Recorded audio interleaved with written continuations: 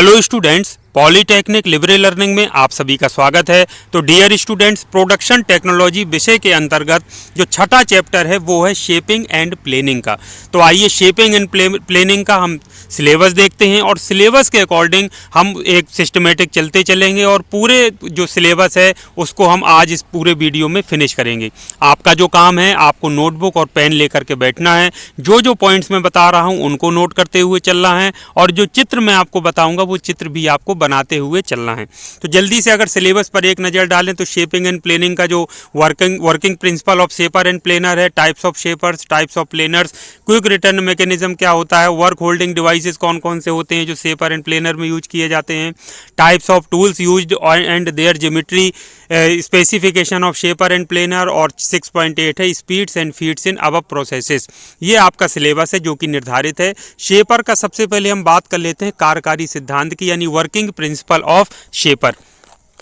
तो शेपर एक ऐसी मशीन है, इसी को हम शेपिंग मशीन भी कहते हैं। तो शेपिंग मशीन कह लीजिए, चाहे उसको शेपर कह लीजिए, बात एक है। तो यह एक ऐसी मशीन है जिसका उपयोग समतल सतह की मशीनिंग करने के लिए किया जाता है। अब इसको मशीनिंग करने के लिए कोई कटाई औजार या कटिंग टूल चाहिए, तो इस प्रक्रिया में एकल बिंदु कटाई औजार यानी सिंगल पॉइंट कटिंग टूल का उपयोग किया जाता है, जो कि पश्चाग्र गति यानी रेसिप्रोकेटिंग मोशन करता है।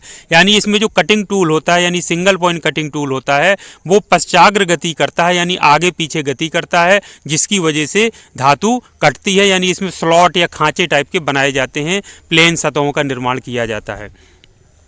तो शेपर में मशीनिंग की जाने वाली सतह आपकी क्षैतिज हो सकती है, ऊर्ध्वाधर हो सकती है, झुकी हुई अवतल या फिर अवतल या उत्तल हो सकती है। एक अंग्रेज थे जिनका नाम था जेम्स नेस्मिथ। इन्होंने वर्ष 1836 में समतल सतहों को बनाने के लिए शेपर मशीन का डिजाइन किया था। तो इनको एक इसका शेपर का इन्वेंटर माना जाता है, यानी आविष्कारक माना जाता है। ये एक्चुअल शेपर है या शेपिंग मशीन है। इसका देखिए हैवी बेस होता है, यहाँ पर एक टेबल है, टेबल को ऊपर नीचे ले जाने या फिर एडजस्ट करने के लिए सिस्टम पूरा आपके सामने देख रहे हैं बना हुआ है। इसी टेबल के ऊपर हम जिग या फिक्सचर या फिर कहना चाहिए एक वाइस को कस देते हैं और उसमें फिर कारखंड को रखा जाता है मजबूती से पकड़ करके। अब यहाँ पर अगर आप देखिए, ये जो आपको पोर्शन दिख रहा है इसको कहते हैं रैम। ये पश्चाग्र गति करता है और यहाँ पर सिंगल पॉइंट कटिंग टूल लगा होता है। तो जब ये रैम पश्चाग्र गति करेगा यानी रेसिप्रोकेटिंग मोशन, तो इसके साथ में क्या होगा, ये रैम मतलब सिंगल पॉइंट कटिंग टूल भी क्या करेगा, पश्चाग्र गति करता है। यहाँ कारखंड लगा है तो ये पश्चाग्र गति के कारण क्या होता है, कटिंग ऑपरेशन संपन्न होता है। अब इसमें बाकी चीजें इसके अंदर आप देख पा रहे हैं, मोटर लगी होती है, मोटर घूमती है। रोटरी मोशन को अब रेसिप्रोकेटिंग में कन्वर्ट करने के लिए यंत्रावली का प्रयोग किया जाता है। स्पीड कंट्रोल के लिए और उसको बदलने के लिए, स्पीड चेंज करने के लिए ये सारा ये सिस्टम, पुली सिस्टम, बेल्ट ड्राइव, ये पूरा का पूरा सिस्टम भी लगा होता है। बाकी भी काफ़ी सारी चीज़ें लगे हैं, लीवर्स लगे होते हैं जिनका अपना अपना काम होता है। तो ये एक्चुअल पिक्चर है, ये आपको खाली देख कर समझना है। जो आपको कॉपी में बनाना है वो आपको ये बनाना है, तो इसका आप जल्दी से स्क्रीनशॉट कर लीजिए। तो उसी चीज़ों को इसमें अगर कोई चीज़ कॉम्प्लिकेटेड बनी है, मतलब जटिल लग रही है, तो ज़रूरी नहीं कि वैसे का आप वैसा ही बनाएं। आप सरलता के लिए उसको आसानी से जितना आपको समझ में आ जाए आप उतना बना सकते हैं। जैसे सबसे पहले एक बेस बना लीजिए, उसके बाद ये आपका पोर्शन कॉलम वाला हो गया, ये वाला। उसके बाद ऊपर एक इस तरह से रैम दिखा दीजिए। रैम के बाद इसमें टूल हेड लगा दीजिए, क्लैपर बॉक्स लगा दीजिए, और इसमें क्या होता है कि टूल यानी सिंगल पॉइंट कटिंग टूल देखिए यहाँ पर लगा हुआ आपको दिखाना है। यहाँ पर आप टेबल दिखा दीजिए, टेबल के ऊपर आप कारखंड भी लगा हुआ दिखा सकते हैं, और इस तरीके से आपका सारी चीज़ें हो जाएंगी। तो ये क्लैपर बॉक्स क्या होता है, क्लैपर बॉक्स वो होता है जब फॉरवर्ड स्ट्रोक यानी पश्चाग्र गति जब करता है, तो कटिंग स्ट्रोक जब होता है तब उसमें तो वो स्ट्रेट रहता है यानी कटिंग ऑपरेशन करता है। लेकिन जब रिटर्न वापस आता है तो क्लैपर बॉक्स क्या करता है, उसको थोड़ा सा ऊपर उठा देता है, तो वो कटाई ऑपरेशन नहीं करता है या कटिंग ऑपरेशन नहीं करता है जब रिटर्न स्ट्रोक में। तो वो क्लैपर बॉक्स का कार्य होता है।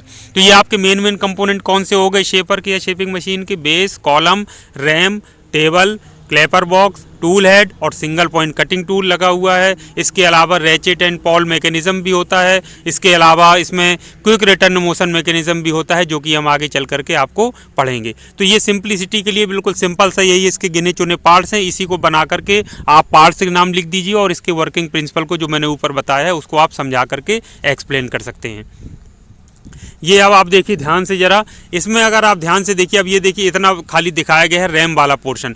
तो देखिए ये टेबल था, टेबल में ये वर्क पीस लगा हुआ है आपका कारखंड। तो कारखंड में देखिए सिंगल पॉइंट कटिंग टूल कैसे फॉरवर्ड स्ट्रोक आगे की तरफ जब जा रहा है, तो ये देखिए सिंगल पॉइंट कटिंग टूल कैसे धातु को रिमूव कर रहा है और ये खांचा बन रहा है। तो ये आगे पीछे जाता है, जब फॉरवर्ड स्ट्रोक यानी आगे जाता है तो कटिंग होती है, जब पीछे जाता है तो कटिंग नहीं होती है। बताया था क्लैपर बॉक्स उसको हल्का सा ऊपर उठा देता है तो वो पीछे स्लाइड करता हुआ चला जाता है। तो ये सिंगल पॉइंट कटिंग टूल इस तरीके से एक कार्य करता है। और ये जो रैम है ये पश्चाग्र गति या रेसिप्रोकेटिंग मोशन करती है, और इसी के साथ सिंगल पॉइंट कटिंग टूल लगा है तो वो भी पश्चाग्र गति अपना करता है। ये आपका रैम है। तो इतना पोर्शन से अब आपको समझ में आ गया होगा कि मशीनिंग प्रोसेस इसमें किस तरीके से शेपर में या शेपिंग मशीन में हो रही है। अगला एक स्लॉटर हमेशा बात होती है, जब भी शेपर और प्लेनर की बात होती है तो कई बार शेपर, प्लेनर और स्लॉटर की बात होती है। अब ये स्लॉटर क्या है, ये आपने देखा कि इसमें जो रैम है या जो सिंगल पॉइंट कटिंग टूल है वो क्षैतिज अवस्था में पश्चाग्र गति करता है। तो यही अगर ऊर्ध्वाधर अवस्था में पश्चाग्र गति करने लगे तो उसमें उसको हम कहने लगते हैं स्लॉटर। यानी जो ऊर्ध्वाधर शेपर मशीन है, शेपर है या शेपिंग मशीन है ऊर्ध्वाधर, तो उसको ही को कहते हैं हम स्लॉटर। तो ये जरूर ध्यान रखिएगा, कई बार शेपर और स्लॉटर का भी पूछ लिया जाता है। तो सिंपली हम कह सकते हैं कि ऊर्ध्वाधर शेपर को यानी वर्टिकल शेपर को ही हम स्लॉटर कहते हैं, जिसमें एकल बिंदु कटाई औजार जो होता है सिंगल पॉइंट कटिंग टूल वो क्षैतिज की जगह ऊर्ध्वाधर स्थिति में पश्चाग्र गति यानी रेसिप्रोकेटिंग मोशन करता है। तो इसका कॉन्सेप्ट देख लीजिए, सब चीज़ें देखी वही है। यहाँ पर ये आपका बेस हो गया, ये आपका बेस है, ये आपका कॉलम हो गया, यहाँ पर ये मोटर आपकी लगी है।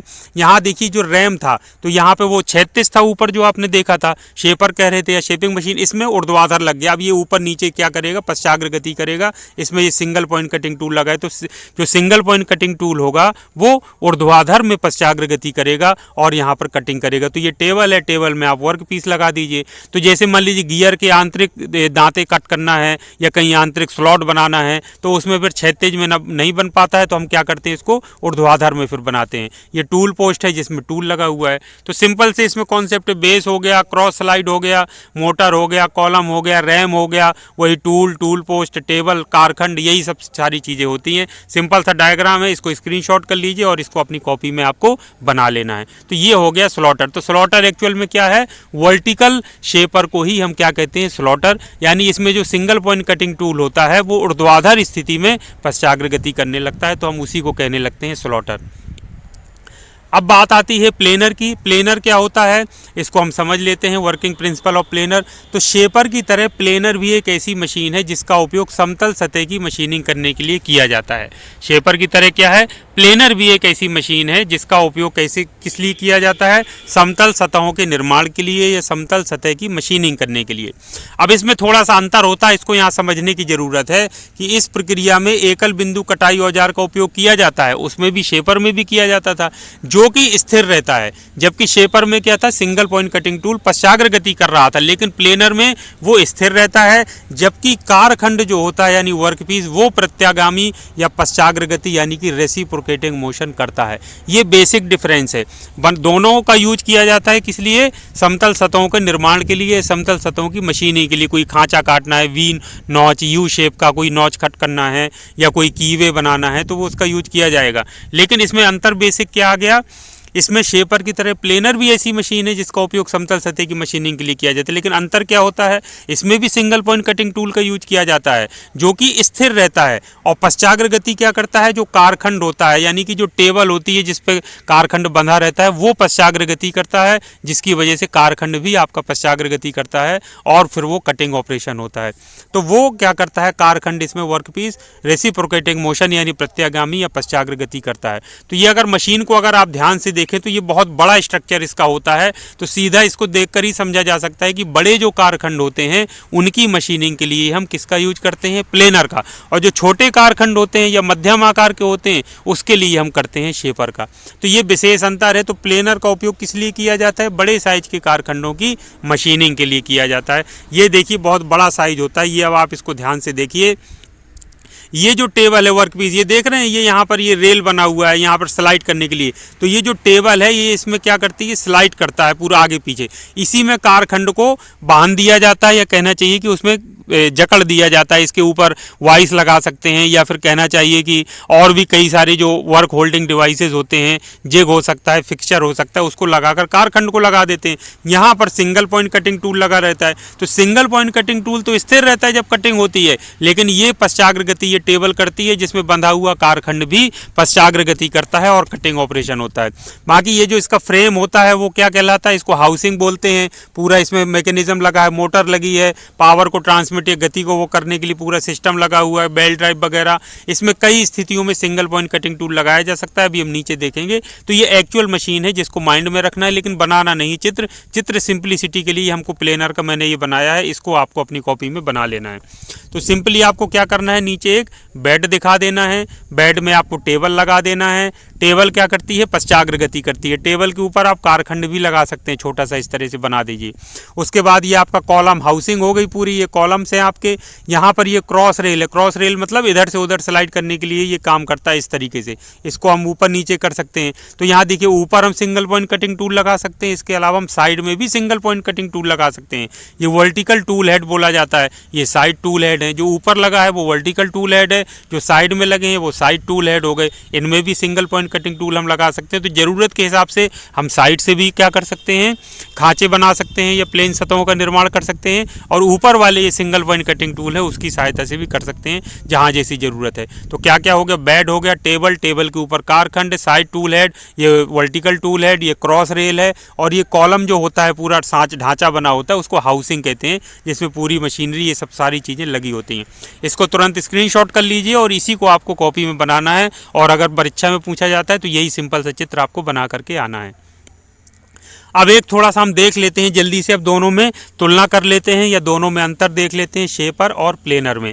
तो सबसे पहले विशेषता हम देखेंगे और उसके बाद शेपर की बात करेंगे और प्लेनर की बात करेंगे। तो जैसे गति, विशेषता गति के प्रकार की बात करें, मोशन टाइम, तो शेपर में क्या होता है, कटिंग टूल की पश्चाग्र गति होती है, यानी reciprocating motion of the cutting tool. Planar में जबकि क्या होता है, कारखंड की पश्चाग्र गति होती है। तो पहला जो बेसिक डिफरेंस है वो आपका ये है।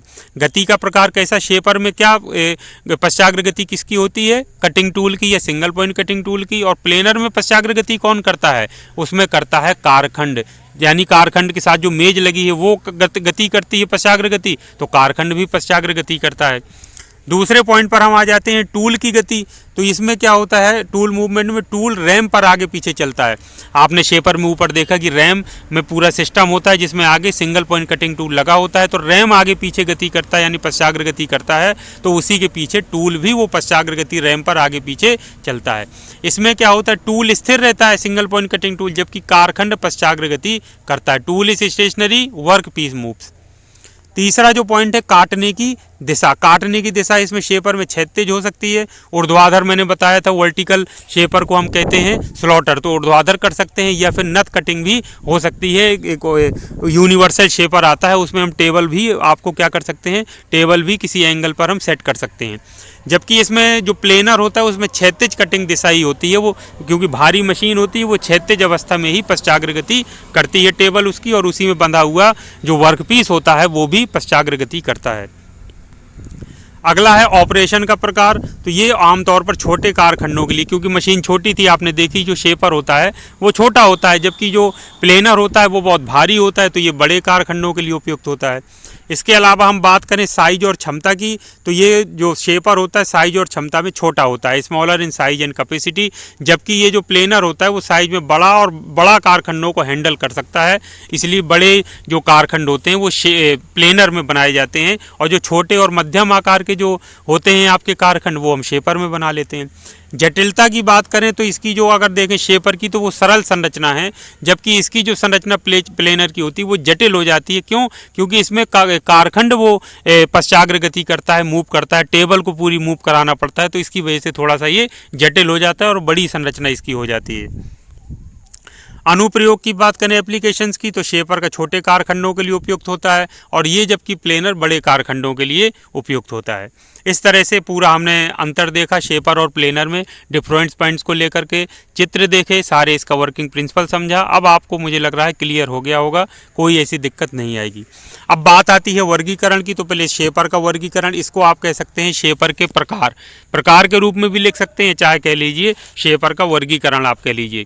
तो हम विभिन्न आधारों पर जल्दी जल्दी देख लेते हैं। जैसे कटिंग स्ट्रोक के आधार पर, बेस्ड ऑन कटिंग स्ट्रोक, तो ये दो प्रकार का होता है, क्षैतिज शेपर और ऊर्ध्वाधर शेपर। क्षैतिज शेपर, हॉरिजॉन्टल शेपर, इसमें कटिंग स्ट्रोक क्षैतिज होता है, आपने देखा ना, क्षैतिज अवस्था में कटिंग करता है। ऊर्ध्वाधर शेपर भी होता है, जैसे वर्टिकल शेपर को हम स्लॉटर कहते हैं। तो ये कटिंग स्ट्रोक क्या होता है, लंबवत होता है, तो लंबवत सतहों को साइज देने के लिए ये आदर्श होता है। तो कटिंग स्ट्रोक के आधार पर क्षैतिज कटिंग स्ट्रोक हो सकता है, वर्टिकल हो सकता है, तो क्षैतिज शेपर हो गया, ऊर्ध्वाधर शेपर या वर्टिकल शेपर हो गया।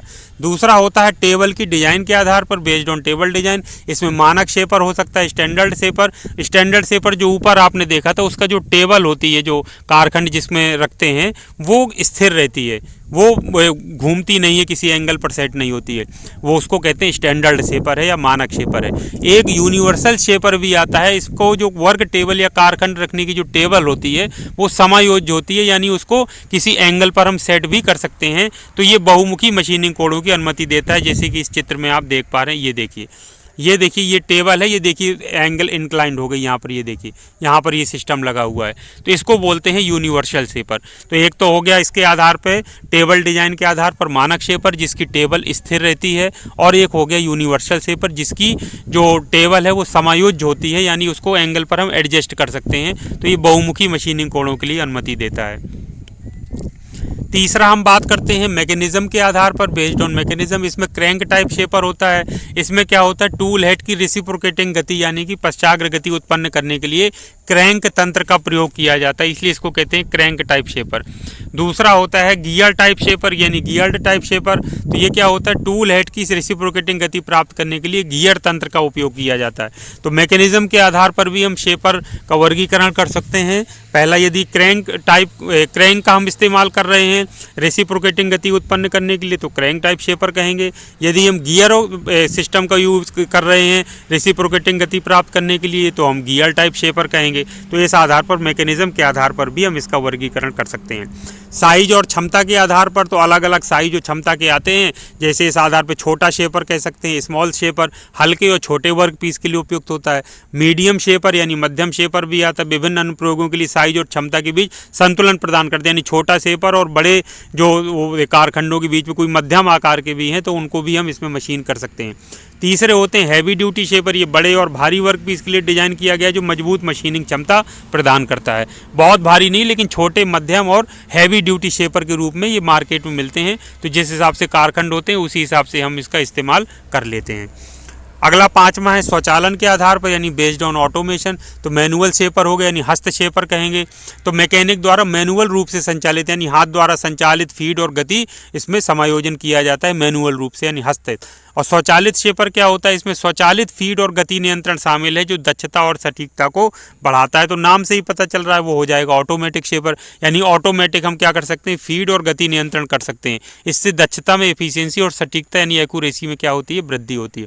तो स्वचालन के आधार पर हम कह सकते हैं मैनुअल शेपर होता है या हस्त शेपर होता है, और दूसरा स्वचालित शेपर होता है। तो ये सब आपने बड़े वर्गीकरण पढ़े शेपर के, चाहे आप कह लीजिए कि शेपर के प्रकार। तो जल्दी से एक बार फिर मैं रिवीजन कर रहा हूँ, ध्यान से आप लोग सुन लीजिएगा। शेपर का वर्गीकरण कटिंग स्ट्रोक के आधार पर क्षैतिज शेपर, ऊर्ध्वाधर शेपर, टेबल डिजाइन के आधार पर मानक शेपर, यूनिवर्सल शेपर।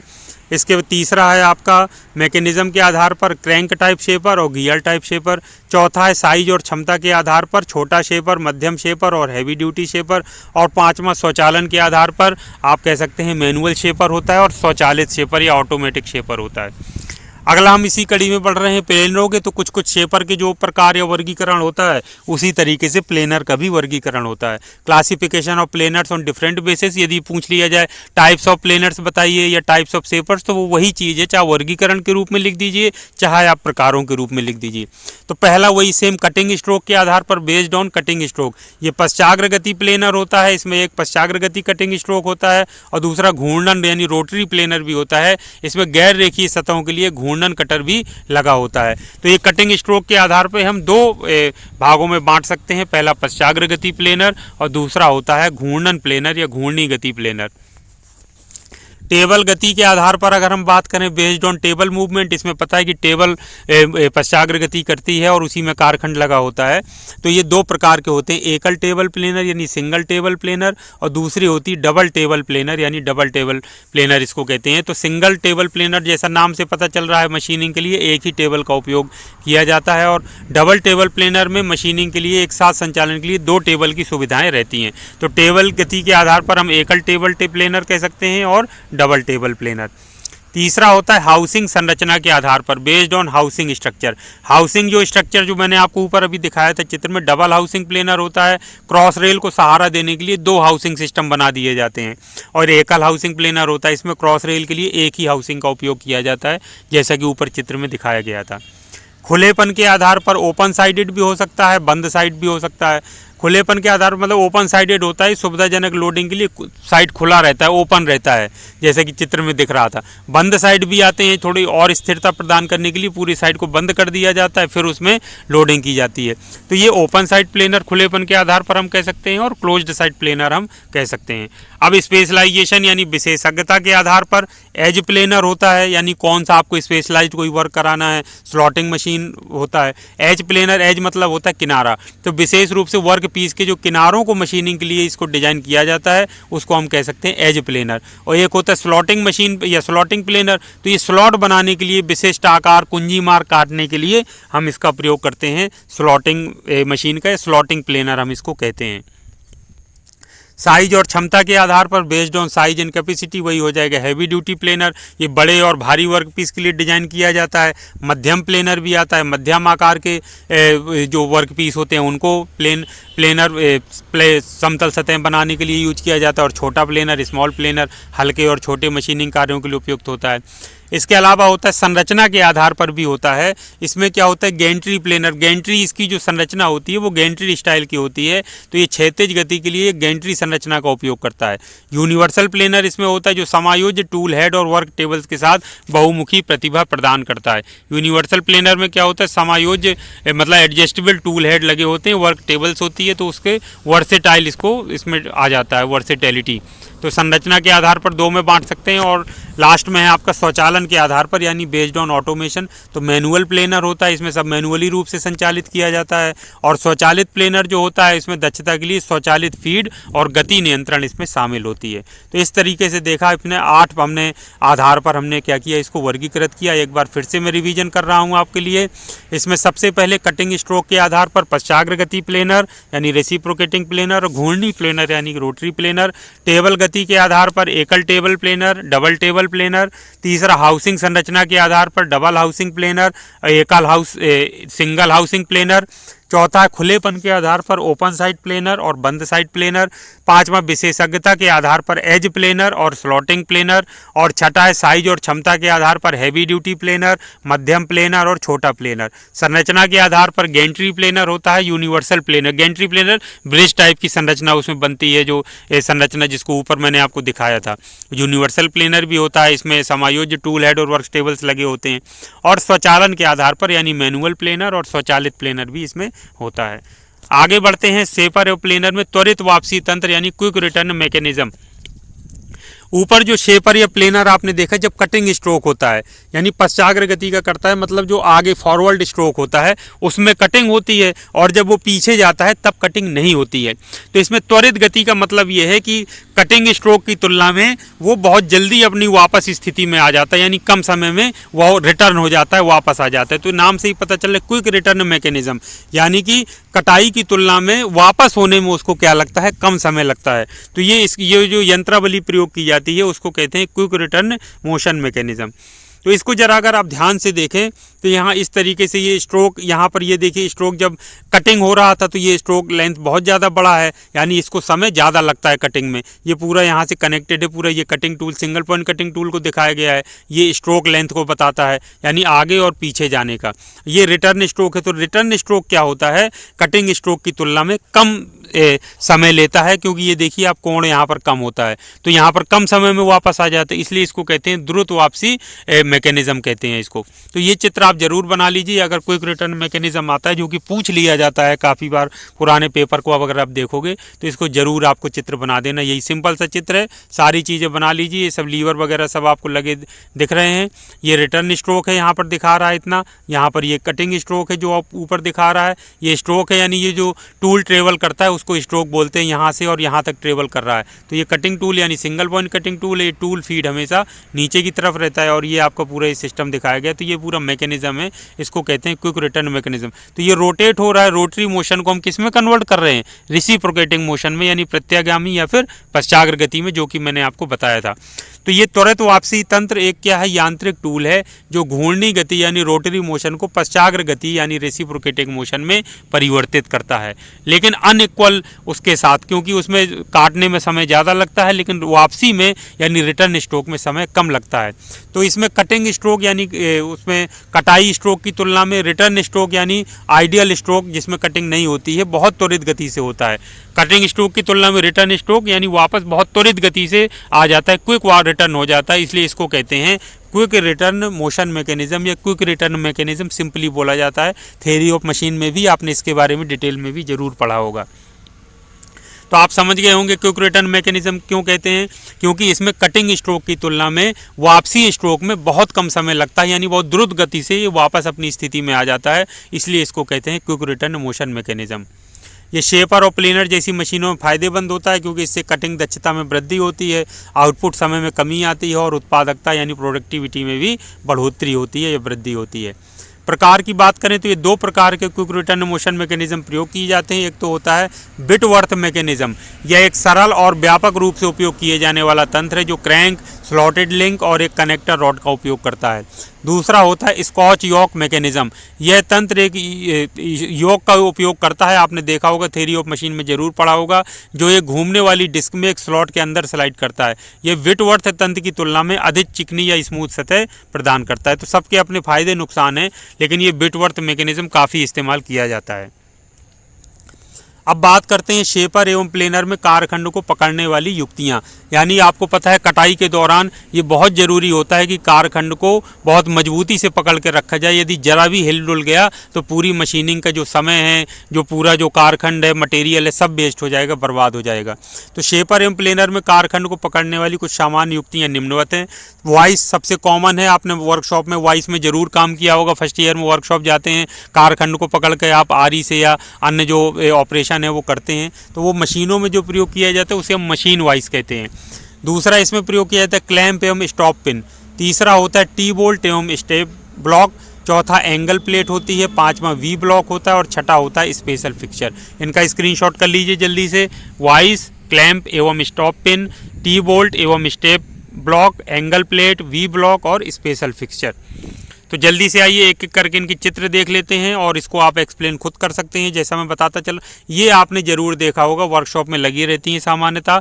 इसमें देखिए कारखंड के दो जबड़े होते हैं, एक मूवेबल जॉ यानी कि मूव करने वाला जॉ, दूसरा फिक्स जॉ। ये जबड़ा फिक्स रहता है, इसको मूव करके हम इसको जगह बना लेते हैं, वर्कशॉप को इंसर्ट करते हैं और फिर घुमा करके इसको टाइट कर देते हैं। तो फिक्स जॉ और मूवेबल जॉ के बीच में कारखंड को रख दिया और बाकी ये इसका पूरा बेस वगैरह सब होता है जो कि कसा जाता है मशीन टेबल पर। इसको कहते हैं वाइस, इसको जनरली मशीन वाइस भी हम कह सकते हैं।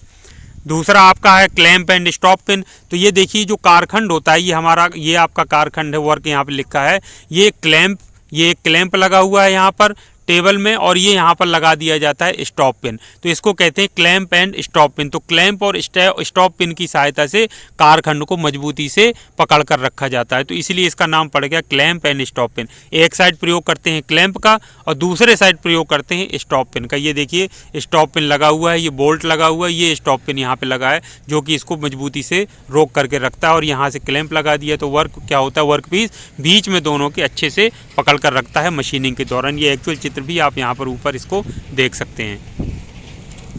तीसरा है टी बोल्ट एंड क्लैंप। तो जैसा कि नाम से पता चल रहा है, ये वर्क को पकड़ने के लिए हम क्या करते हैं, टी बोल्ट का, ये टी बोल्ट है आपका, ये आप देख रहे हैं, ये टी बोल्ट है। यहाँ देखिए एक्चुअल में कैसा दिख रहा है, ये टी बोल्ट और दूसरे साइड ये यहाँ पर ये क्लैंप लगा हुआ है। तो ये टी बोल्ट और क्लैंप की सहायता से आप देखिए ये कारखंड को पकड़ के रखा है। ये कारखंड है, ये क्लैंप लगा हुआ है। ये क्लैंप किसकी सहायता से, टी बोल्ट की सहायता से ये कसा हुआ है। तो ये टी बोल्ट और क्लैंप दोनों का यूज करके हम क्या कर रहे हैं, इसको कारखंड को मजबूती से पकड़ करके रख रहे हैं, इसलिए इसको कहते हैं टी बोल्ट एंड क्लैंप की सहायता से कारखंड को मजबूती से पकड़ना। अब बात आती है एंगल प्लेट। एंगल प्लेट का जो एक्चुअल व्यू होता है कुछ इस तरह से दिखता है। ये एल शेप का होता है, कास्ट आयरन का जनरली बना होता है एल शेप, यानी ये जो परफेक्टली 90 डिग्री इसके बीच में एंगल हो सकता है, और ये लंबवत, ये दोनों एक दूसरे के बिल्कुल वर्टिकल, ये 90 डिग्री का, जैसे ना ये एल शेप होता है अंग्रेजी का एल अक्षर, तो वैसे कुछ होता है। तो इसमें देखिए खांचे बने हुए, स्लॉट बने हुए हैं, इसी में क्या करते हैं, वर्क पीस को इसमें पकड़ाया जाता है। तो ये स्लॉट बने होते हैं, तो वर्क इसमें भी टेबल में रख के एंगल प्लेट में भी हम कारखंड को मजबूती से पकड़ा सकते हैं। तो यहाँ देखिए ये अंग्रेजी अक्षर एल से मिलता जुलता है, इसकी दो भुजाएं एक दूसरे के बिल्कुल लंबवत होती हैं। तो आमतौर पर ये कास्ट आयरन या ढलवा लोहे से बना होता है। एंगल प्लेट के किनारों पर स्लॉट बने होते हैं, छिद्र बने होते हैं, आपने ऊपर देखा। इसका प्रयोग शेपर, लेथ, ड्रिलिंग मशीन और मिलिंग मशीन जैसे मशीन टूल्स पर कारखंड को पकड़ने के लिए किया जाता है।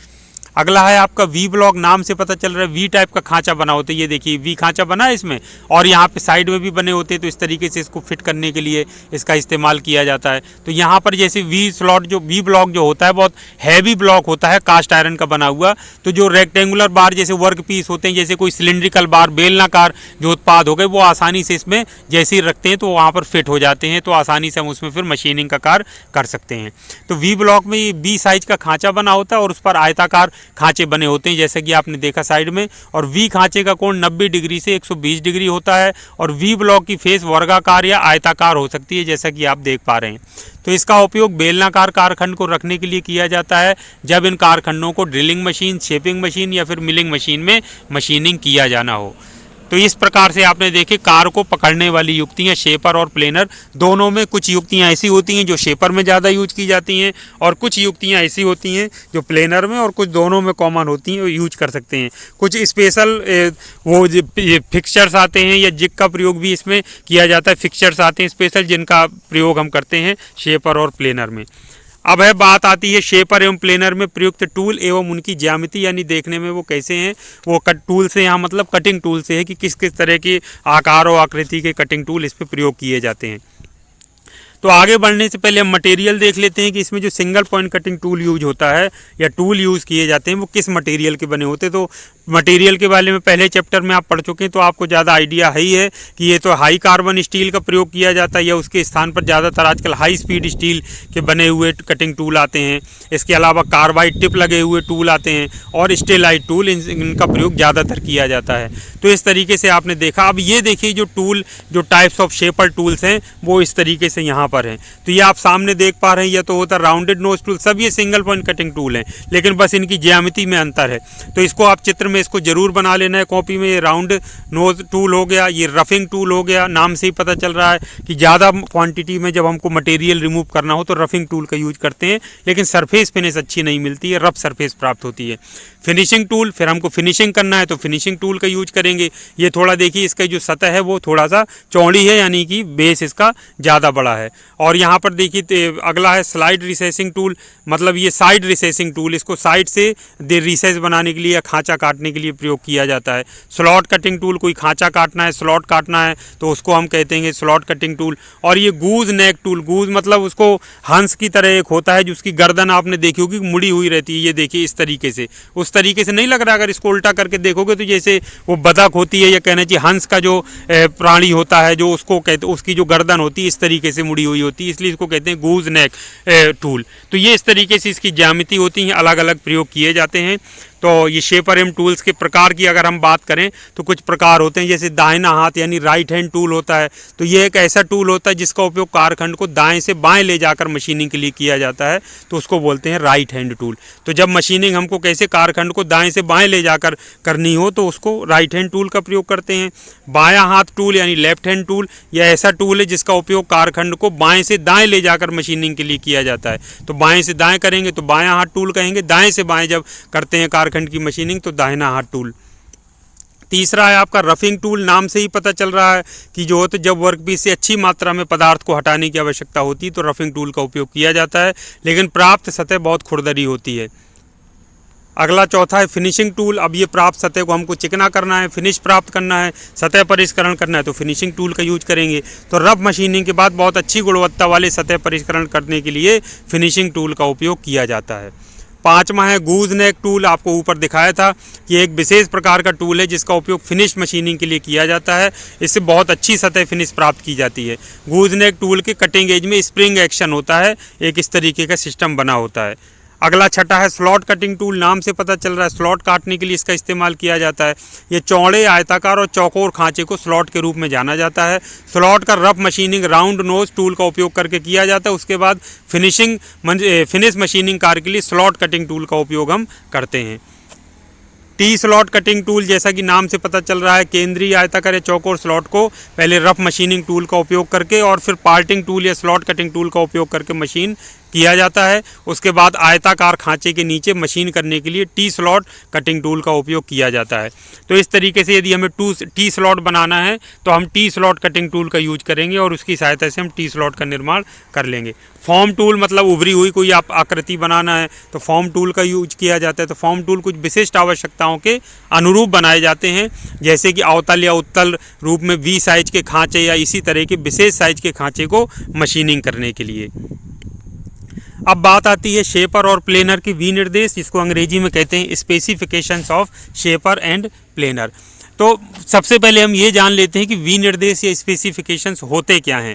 तो किसी मशीन के विनिर्देश उस विस्तृत जानकारी और विशेषताओं को बताते हैं जो उसके डिजाइन, क्षमताओं और प्रदर्शन को परिभाषित करते हैं। स्पेसिफिकेशन से मतलब है कि जैसे बाजार से हम कोई भी प्रोडक्ट लेने जाते हैं तो स्पेसिफिक इसकी लंबाई इतनी, चौड़ाई इतनी, वजन इसका इतना, इतना पावर कंज्यूम करता है, इतना इसमें ये सिस्टम लगा हुआ है, तो वो कहलाता है स्पेसिफिकेशन। सिंपल सी बात है, दुकानदार आपको उसकी विशेषताएं बताता है ना जब आप उत्पाद खरीदने जाते हो।